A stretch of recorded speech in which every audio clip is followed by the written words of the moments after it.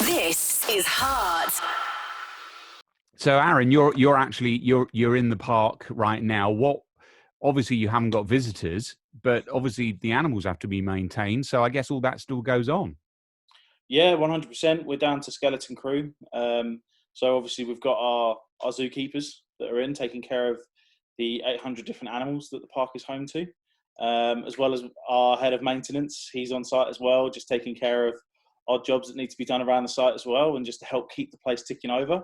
And then Paradise is actually my family's charity, so we've had it for 36 years. So pretty much the whole family live on site. So we've all been chipping in, doing a whole host of different roles as well. So I've been doing some of the gardening, obviously some office work that we otherwise wouldn't get an opportunity to do. But we've also been doing a lot of live streams and video content of the animals during this time as well. So I've been hosting them. So yeah, it's been a pretty full on time.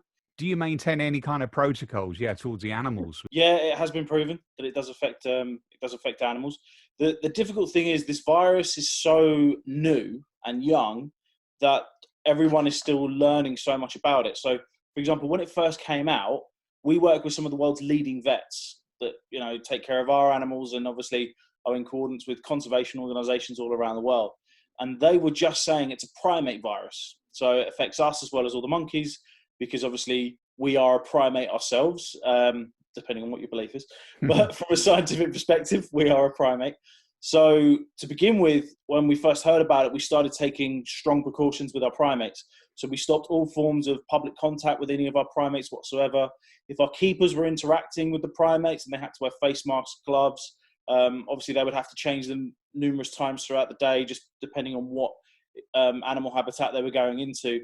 But of course, in the last couple of weeks, that's evolved. And in New York, a tiger caught it in the Bronx Zoo, they believe, from a keeper that wasn't showing symptoms, but obviously had the virus, because we know that the virus is affecting people in different ways. So what we've done is we've stepped up our game with regards to that as well. So Anna, you're at home as opposed to being in the office as such, and you do the PR. I mean, PR at this time. I mean, what? I mean, obviously, Aaron just mentioned about doing videos and stuff like that. Yeah. I mean, what is your job entail? What does your job entail at the moment? What kind of world are you living in? It is very different. We've had to adapt to the times. So like as anyone else really in the marketing business, whether it's for a zoo or any business, to be honest. So we've decided to go very strongly towards our social media. This is where visitors and our audiences can watch live streams of our animals. So we get our keepers to do just like their normal keeper talks and show the engagement with the animals. There'll be feeds and lots of cool facts, and there's even been training with some of the animals. So we've had skunk training with our little tornado skunk. So that was really popular. People really enjoyed seeing the animals close up, because even though like at our zoo we really encourage getting up close to our animals and seeing their behavior firsthand, but through a camera and a live stream you can really get close and enjoy maybe a perspective that you wouldn't normally get, and that's maybe a positive to these different forms of marketing than before.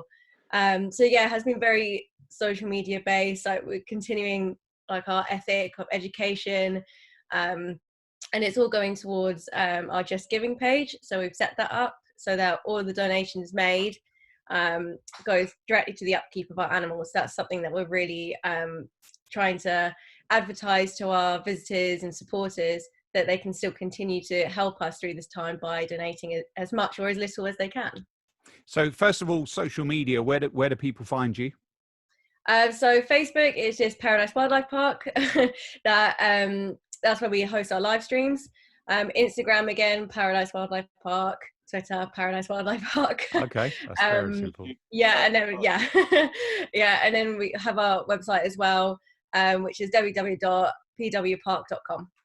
And obviously, you were saying about Just Giving. Obviously, you've not got people coming in, so you've not got admission charges at the moment. So your Just Giving page clearly is you need that money. I'm imagining, and I did read somewhere, but one of you can probably fill me in, about how much money it costs just to keep the animals a day, to what you actually need. Yeah.